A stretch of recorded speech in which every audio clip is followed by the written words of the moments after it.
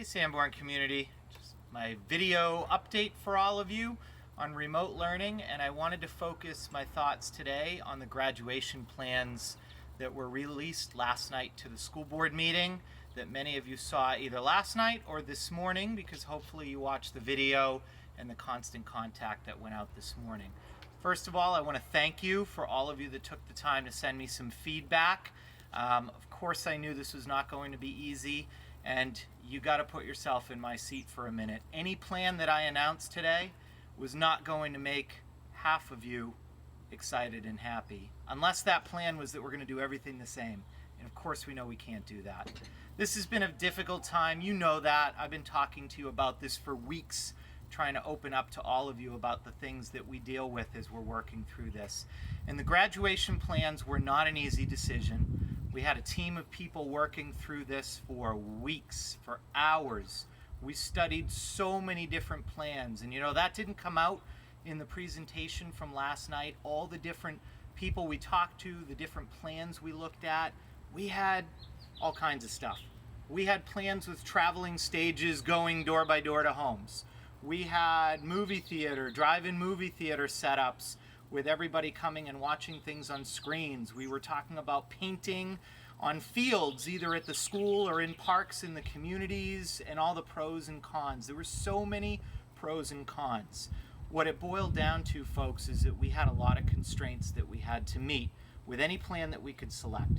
First and foremost, we have the social distancing restrictions that we absolutely have to be able to maintain at all time, and we had to be able to make sure that whatever plan we had, anybody who's participating would feel comfortable with that plan and knowing that they could have that social distancing in place. And that was very hard to try to accomplish.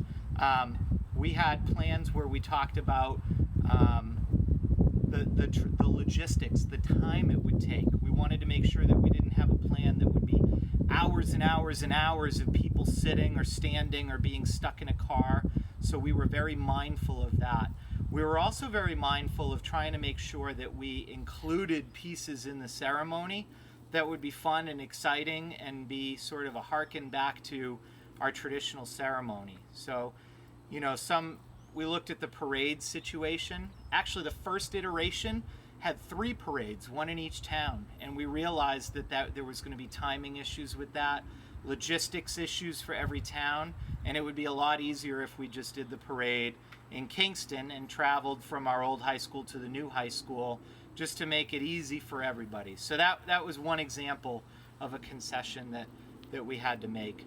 You know, restrictions may change. We're fully aware of that.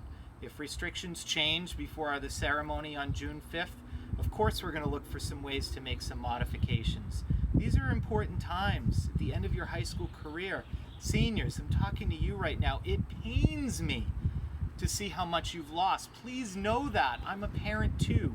I'm crying over what this looks like. My own kids are missing out on things. I've got an 8th grader with 8th grade graduation that's in upheaval. Yes, it's not high school, I know, but I feel it. Trust me, I feel it with all of you. This is not easy. Perhaps one of the biggest decisions we had to make with our plan was just the sheer fact of, should we postpone it? What if we do it in the summer? And I'll tell you what, we weighed that one long and hard because it looked like a very attractive option to us. And we don't have a crystal ball. We don't know what the future is going to bring. But based on the information that we've been receiving and looking at all the things that are happening, or let's say not happening this summer, with different venues canceling summer events, we just felt like it was a huge risk. And we may find ourselves, if we tried to postpone graduation, still having to do an alternate virtual something kind of event when all's said and done. And we just didn't want to put people through that. Some of the stress and mental health issues that our community is dealing with are such that people need some closure. And although this is not the plan of everybody assembling in one place and us having a traditional ceremony like we all want, this is a plan with the best we can do with constraints that we've been given. It's going to allow us to bring some closure so that folks can move on to what's next, which might be some question marks, not knowing what the future is going to hold. It's going to allow us to honor all of our graduates and celebrate their accomplishments. And it's going to allow us to do it in such a way so that everybody who wants to participate can participate, even those that are really incredibly nervous about being out in public right now.